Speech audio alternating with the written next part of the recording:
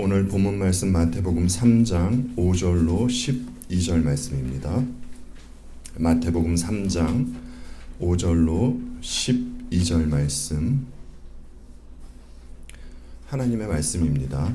한 절씩 교독해 주시면 감사하겠습니다. 이때 예루살렘과 온 유대와 요단강 사방에서 다 그에게 나와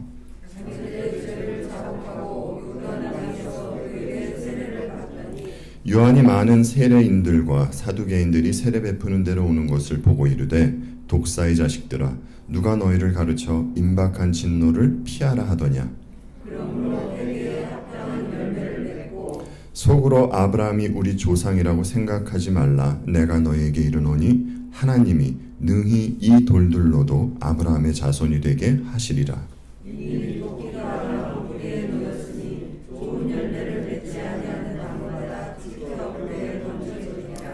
나는 너희로 회개하기 위하여 물로 세례를 베풀거니와 내 뒤에 오시는 이는 나보다 능력이 많으시니 나는 그의 신을 들기도 감당하지 못하겠노라. 그는 성령과 불로 너희에게 세례를 베푸실 것이요.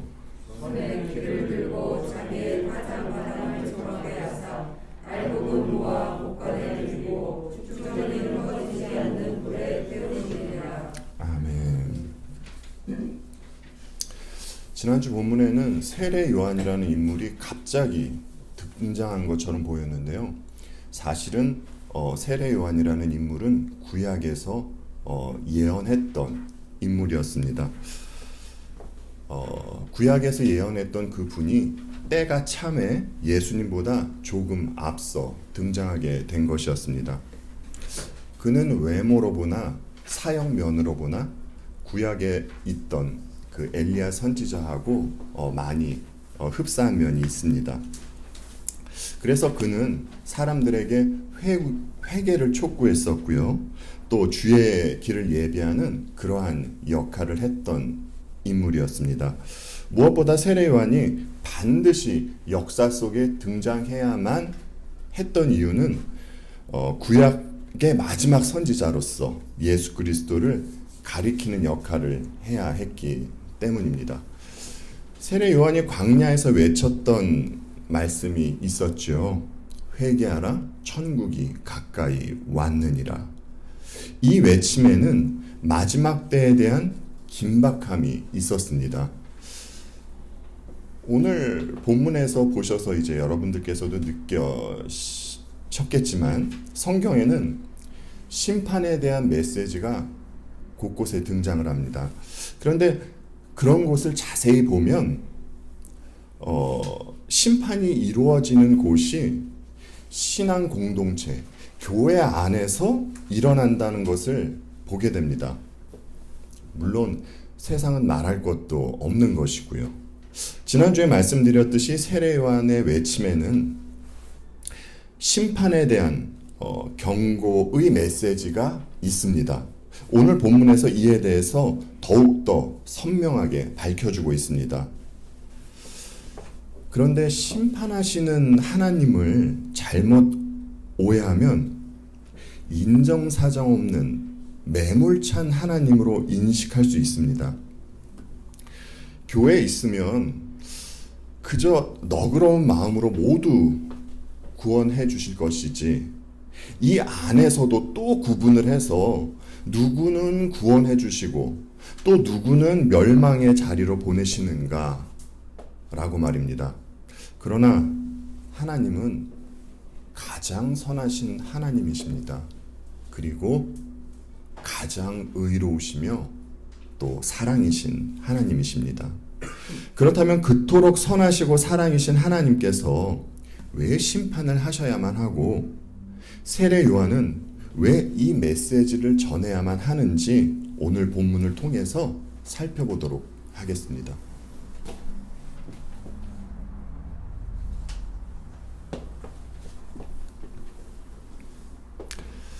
오늘 본문은 이때로 시작이 됩니다. 세례 요한이 광야에 있던 이때에 예루살렘과 유대와 강 사방에서 많은 사람들이 이제 요한에게 모여듭니다. 일반 사람들이 보기에 요한에게 모여드는 사람들은 한 목적을 가지고 모여드는 사람들로 보였을 것입니다. 그런데 요한이 봤을 때는 그들은 두 무리로 보였습니다. 신앙인과 종교인으로 말입니다. 이들이 세례 요한에게 찾아온 목적은 각기 달랐습니다. 그래서 요한 또한 사람마다 대하는 방식이 달랐습니다. 그것을 우리는 오늘 본문 6절과 7절을 통해서 볼 수 있게 되는 것이죠. 세례 요한에게 찾아온 사람들 중에는 자기 죄를 자복하고 세례받는 사람들이 있었습니다. 자기들의 죄를 자복한다는 것은 자신이 죄인이라는 사실만 인정하는 것이 아니라 이제는 하나님을 목적하며 살겠다는 의지도 함께 함축되어 있는 것입니다. 하나님께 순종하며 살겠다는 것이죠. 이런 마음으로 요한에게 세례를 받으러 온 무리도 있었지만 반면에 그렇지 않은 사람도 있었습니다. 오늘 7절 말씀을 보면 이렇게 되어 있죠. 요한이 많은 바리새인들과 사두개인들이 세례 베푸는 대로 오는 것을 보고 이르되 독사의 자식들아 누가 너희를 가르쳐 임박한 진노를 피하라 하더냐. 아니 종교 지도자들이 세례 베푸는 곳으로 왔을 뿐인데 그들은 요한으로부터 굉장히 심한 이야기를 듣습니다. 그들은 왜 독사의 자식들이라는 끔찍한 말을 들었겠습니까? 두 가지로 생각해 볼 수 있는데요.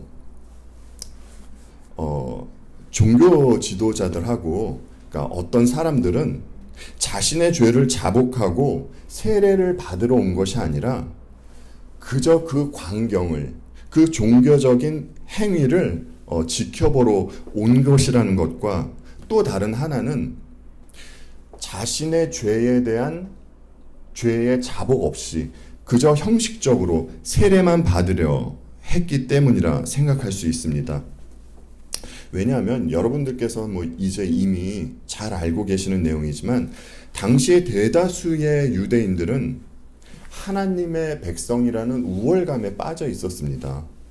그리고 또 한편으로 그들은 자유를 갈망하고 있었죠. 바리새인과 사두개인들도 이 생각을 가지고 있었습니다. 그런데 세례 요한의 외침은 천국에 대한 외침이었기 때문에 그의 외침은 유대 종교인들에게 매력적으로 들릴 수 있는 외침이었습니다. 하지만 그들에게 천국이라는 외침은 매력적으로 다가왔을지 몰라도 회개에 대한 부르짖음은 전혀 관심이 없었습니다. 왜냐하면 그들 생각에 자신들은 이미 완전한 하나님의 백성이라고 생각했기 때문이었습니다. 죄에 대한 해결 없이 천국 백성이 되려는 것처럼 죄악된 모습도 없습니다. 그들은 죄에 대한 자각이 없었습니다.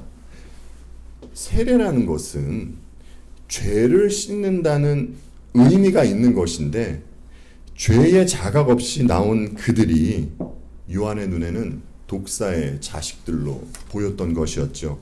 그래서 세례 요한은 이런 그들에게 무서운 말을 하는 것입니다. 그러니까 이 광경을 보면요. 지금 종교 행위가 벌어지고 있는 곳에 죄를 자복하고 있는 어떤 무리들하고 독사의 자식이라는 말을 듣는 어떤 무리들이 함께 있는 것입니다. 그러니까 한 무리는 참된 신앙인의 무리고 또 한 무리는 거짓 신앙인, 그저 종교인들의 무리가 되는 것이죠. 오늘 본문 5절을 보시면 사람들이 예루살렘과 유대와 요단강 사방에서 세례 요한에게 왔다고 합니다. 이 중에는 평범한 사람도 있었지만 바리새인과 사두개인처럼 종교 지도자도 있었습니다. 그런데 세례 요한은요, 이 많은 사람들이 자신에게 왔다고 해서 그들을 무작정 좋게 평가해주지 않으셨습니다. 그의 눈에는 구원받은 사람과 구원받지 않은 사람이 보이는 증상이 보였기 때문이었습니다. 아무리 같은 신앙 공동체 안에 있다고 해도 그 안에는 구원받은 백성과 구원받지 못한 백성이 함께 있습니다. 우리는 이것을 그 아브라함의 후손을 보면 알 수 있지 않습니까? 이삭과 이스마엘을 보아서도 알 수 있고 에서와 야곱을 보아서도 알 수 있습니다. 가시적인 교회 안에는 구원받은 무리가 있고 구원받지 못한 무리가 있다는 것이죠. 구원받지 못한 사람은 하나님의 진노를 피할 수가 없습니다. 그 무서운 저주를 영원히 받게 되는 것이죠. 그러면 누가 구원받은 무리이고 누가 구원받지 못한 무리입니까? 도대체 어떻게 알 수 있습니까? 그 사실을. 이에 대해서 요한은 오늘 본문에서 이렇게 말씀을 해주십니다. 그러므로 회개에 합당한 열매를 맺고. 요한이 열매를 말하죠. 열매에 대해서는 세례 요한뿐만이 아니라 주님도 말씀을 하셨었고 사도 바울도 말씀을 하셨습니다. 주님이 이런 말씀을 하시죠. 이제 나중에 우리가 그 마태복음을 하다 보면 해당 본문에서 보게 되겠지만 좋은 나무가 나쁜 열매를 맺을 수 없고 못된 나무가 아름다운 열매를 맺을 수 없다라고 주님께서 말씀을 하십니다. 회개한 사람에게는 그의 합당한 열매가 나오게 된다는 것이죠. 우리가 오늘 본문을 보아서 알지만 마태복음에는 세례 요한이 한 말에 대한 사람들의 반응은 기록되어 있지는 않습니다. 그렇죠? 그저 그 세례 요한의 관점에서 세례 요한이 한 말만 기록되어 있습니다. 그런데 누가복음을 보시면요, 그곳에는 요한이 한 말에 대한 사람들의 반응이 기록되어 있습니다. 이 부분을 여러분과 함께 보고 말씀을 계속 이어나가도록 하겠습니다. 이 부분도 여러분들과 함께 좀 교독해서 한 절씩 읽었으면 좋겠습니다. 누가복음 3장 9절로 14절 말씀입니다. 이미 도끼가 나무 뿌리에 놓였으니 좋은 열매 맺지 아니하는 나무마다 찍혀 불에 던져지리라.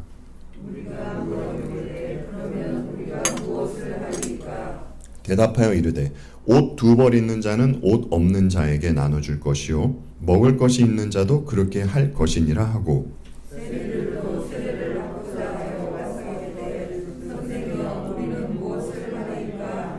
이르되 부과된 것 외에는 거두지 말라 하고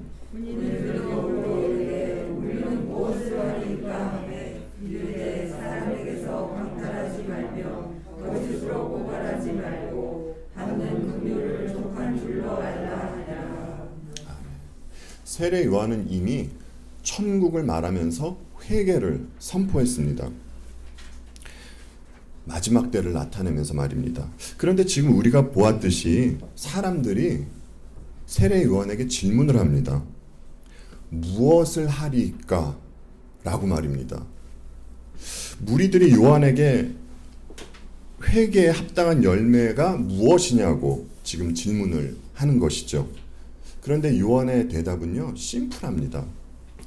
삶이 어려운 사람을 도와주고 세리들, 너희들은 부과된 세보다 더 받지 말고 군인들, 너희들은 사람들을 협박하거나 폭력을 행사해서는 안 된다 라고 말씀을 하십니다. 여러분, 세례 요한이 이렇게 말하는 의도가 무엇이겠습니까? 이것은 지금까지 살아오던 잘못된 삶의 방식으로부터 돌이키라는 것입니다. 회개를 하고 새로운 삶의 방식으로 살아가라는 것이죠. 그런데 문제는 잘못된 삶의 방식에서 돌이켜야 한다라는 사실을 아는 것과 실제 삶으로 살아내는 것에는 차이가 있다는 것입니다. 회개에 합당한 삶을 살아가려면 내면에 변화가 있어야 합니다. 사실 하나님은요, 구약 때서부터 사람들에게 이런 내면의 변화를 원하고 계셨습니다. 예레미야서를 보시면 이런 말씀이 있습니다. 예레미야 9장 25절로 26절 말씀 세 번역으로 함께 보겠습니다. 나 주의 말이다. 그날이 이르면 몸에만 할례를 받은 사람들에게 내가 모두 벌을 내리겠다. 이집트와 유다와 에돔과 암몬 자손과 모압과 관자놀이의 머리카락을 짧게 깎은 광야에 사는 모든 사람에게도 내가 벌을 내리겠다. 이 모든 민족은 이스라엘 백성 전체와 마찬가지로 마음에 할례를 받지 않은 자들이기 때문이다. 아멘. 할례하고 세례는 같은 의미를 갖고 있는 것입니다. 하나님께서 처음 할례에 대해서 말씀하신 곳은 창세기 17장이고 그 대상은 아브라함이었습니다. 하나님께서 아브라함에게 할례를 말씀하신 이유는 언약의 징표로 주신 것이죠. 하나님의 언약을 마음에 새기고 언약 백성다운 삶의 모습으로 살아가기를 원해서 하나님께서는 그 징표를 주신 것입니다. 외적인 할례뿐만이 아니라 언약 백성다운 모습으로 살 때 그는 진정한 아브라함의 후손이 되는 것입니다. 그런데 세례 요한에게 찾아온 많은 종교 지도자와 유대인들이 어떤 생각을 가지고 있었습니까? 이 시대의 말로 하면 구원은 따놓은 당상이라고 그렇게 생각을 하고 있었습니다. 자기들은 혈통적으로 이미 아브라함의 후손이었기 때문에 하나님의 백성이라고 굳게 믿고 있던 것이었죠. 그래서 이들은 자기들의 죄를 인정하지 않는 더 심각한 죄를 계속 짓게 되는 것이었습니다. 이들의 생각을 알고 세례 요한은 9절 말씀을 하고 계신 것입니다. 속으로 아브라함이 우리 조상이라고 생각하지 말라. 내가 너희에게 이르노니 하나님이 능히 이 돌들로도 아브라함의 자손이 되게 하시리라. 임박한 진노를 피하기 위해서 이들에게 우선 필요했던 것은 종교적으로 혈통적인 것을 붙잡는 것이 아니라 내면의 변화였던 것이었습니다. 많은 사람들이 하는 착각이 이런 것인 것 같습니다. 하나님의 뜻을 이루기 위해서는 사람이 하나님을 도와드려야 한다는 그러한 생각 말입니다. 신앙생활을 처음 하신 분께서 이런 생각을 하신다면 그것은 좀 갸륵한 마음에서 나오는 생각일 수도 있습니다. 그런데 구약의 인물인 다윗도 이런 비슷한 생각을 하고 있었죠. 하나님을 위해서 자기가 성전을 좀 지어드려야 되겠다라는 생각을 하지 않았습니까? 그런데 하나님께서 다윗에게 뭐라고 합니까? 내가 살 집을 네가 지어주겠다고? 아니, 어린 목동을 데려다가 이스라엘 왕으로 세운 이가 바로 나다. 벌써 네가 누군지 잊은 것 아니니? 라고 하나님께서 말씀하시지 않습니까? 하나님은 그에게 고맙다 얘야 이런 말씀 안 하십니다.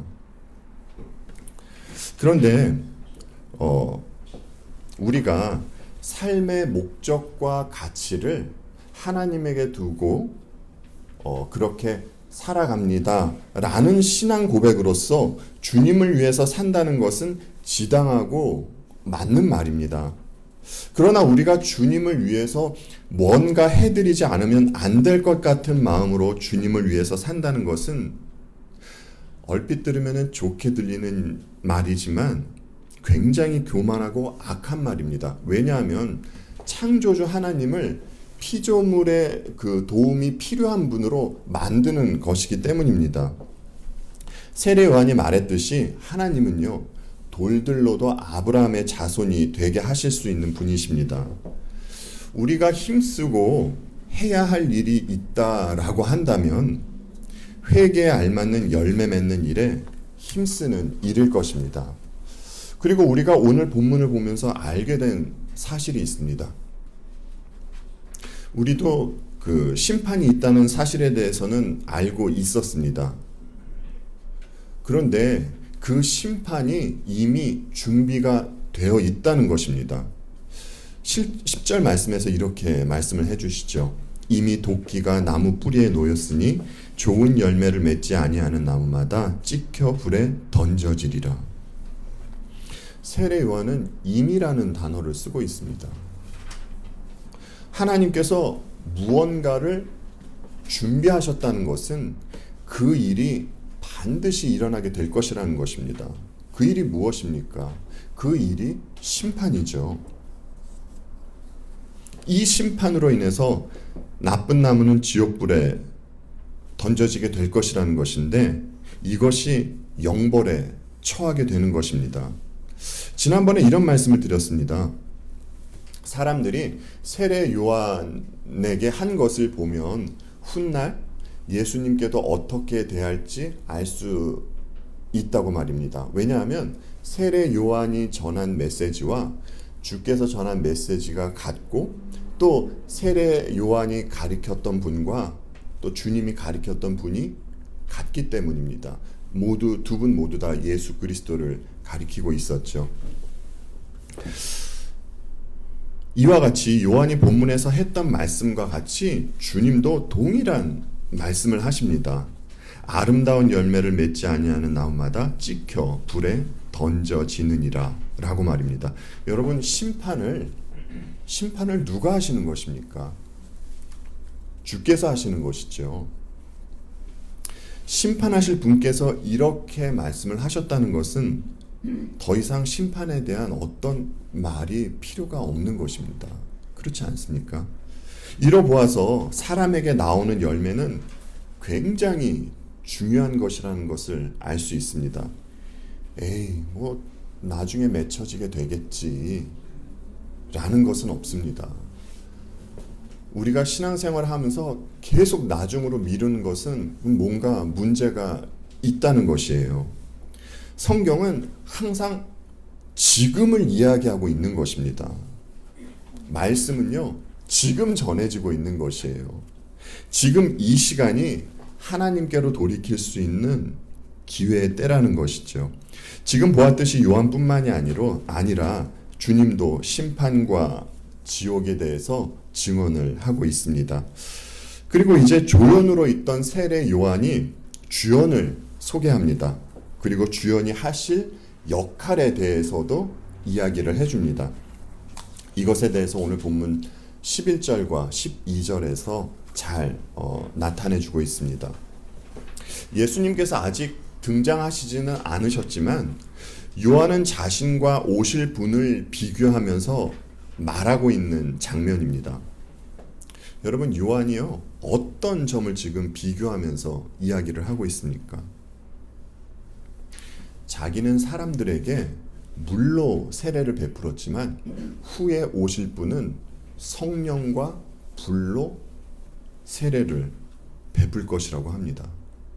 그러니까 요한이 물로 베풀던 세례는 앞으로 있을 성령 세례를 미리 보여주고 있는 것입니다. 상징하고 있는 것이에요. 요한에게 세례를 받았다고 해서 구원을 보장받을 수 있는 것은 아닙니다. 성령 세례를 받은 사람만이, 그들만이 구원을 보장받을 수 있게 되는 것입니다.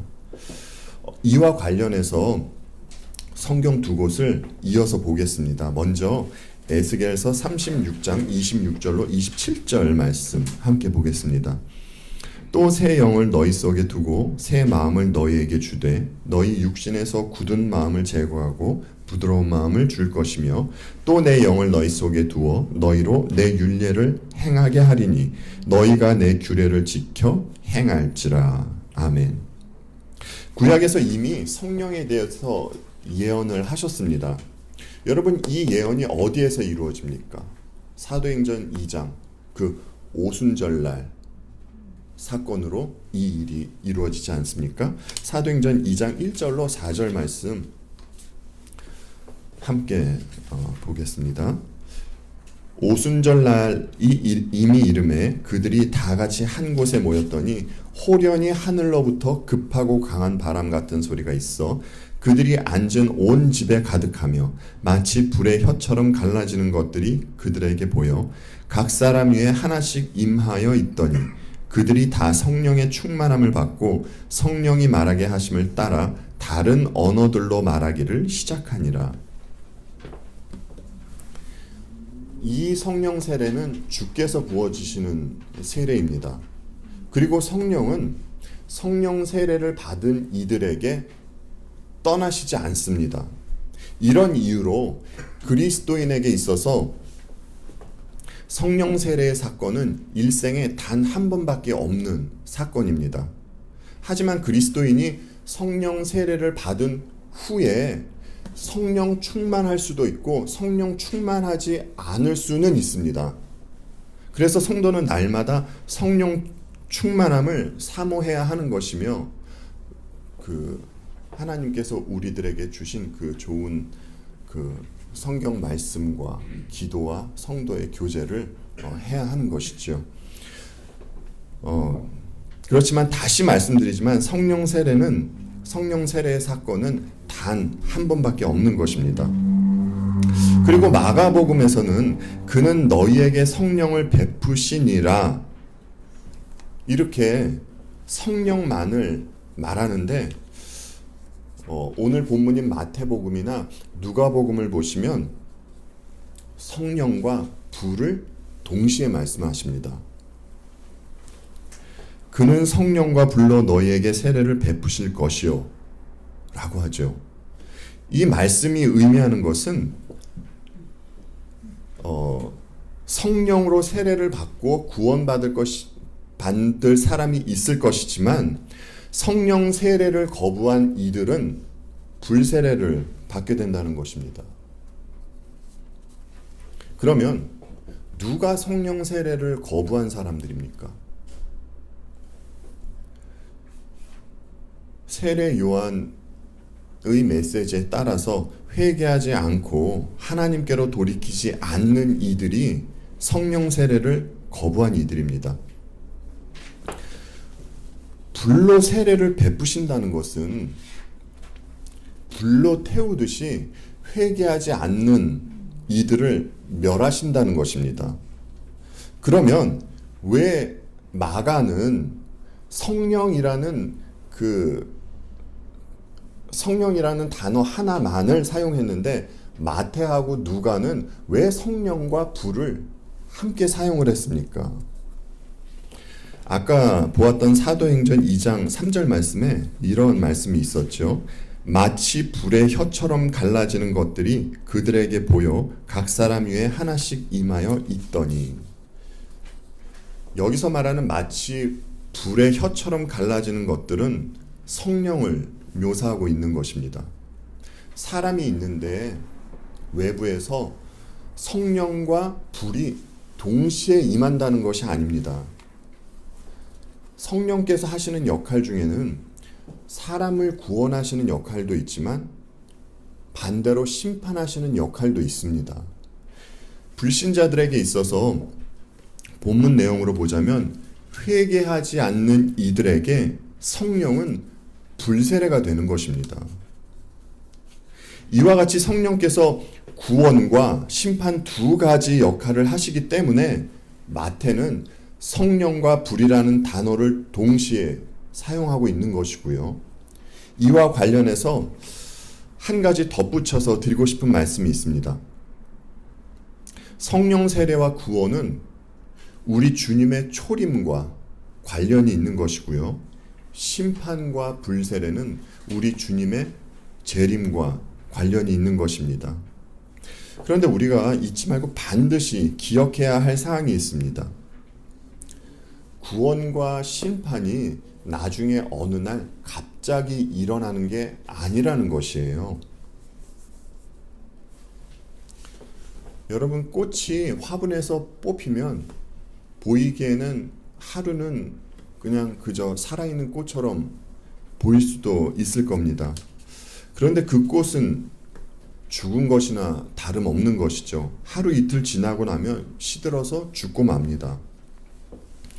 구원과 심판은 이 땅에서부터 판가름이 나는 것입니다. 구원받은 이들과 심판받은 이들이 별 차이가 없는 것처럼 보일 수도 있습니다. 아니, 오히려 심판받은 이들이 더 잘 사는 것처럼 보일 수도 있어요. 그러나 마지막 날에 울리는 나팔 소리와 함께 구원받은 이들과 영벌에 처할 이들이 갈라져서 가시적으로 드러나게 될 것입니다. 이것에 대해서 요한계시록에서 잘 보여주고 있지 않습니까? 그리고 주님은 그날에 하실 일을 하실 것입니다. 오늘 본문 12절 말씀 보겠습니다.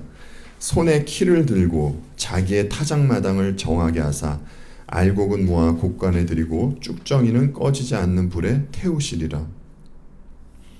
여러분, 이 일을 누가 하시는 것입니까?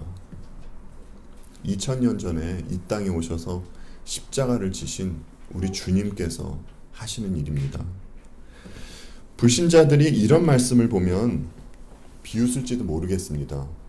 그리고 교회는 다니지만 이런 말씀을 심각하게 생각하지 않는 사람도 있을 것입니다. 그런데 우리는 진지하게 생각해야 합니다. 그리고 요한이 힘주어서 말하듯이 회개에 합당한 열매를 맺는 일에 힘을 쓰고 있는지 자신을 돌아보아야 할 것입니다. 우리의 죄된 본성은 자주 옆길로 빠지게 하기 때문입니다. 여러분, 심판이 있음에도 우리는 심판을 두려워하지 않아도 됩니다.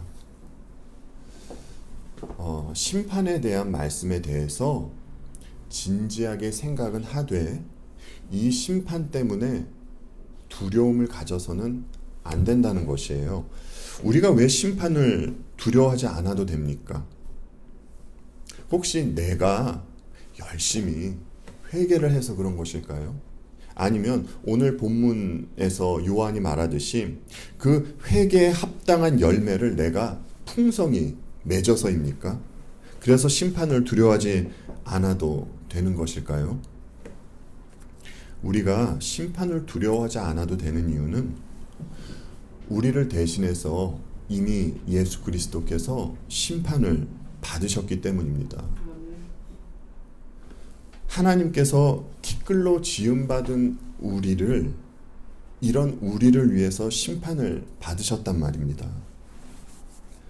여러분, 이 사실이요, 이 사실이 믿기는 저와 여러분이 복된 존재입니다.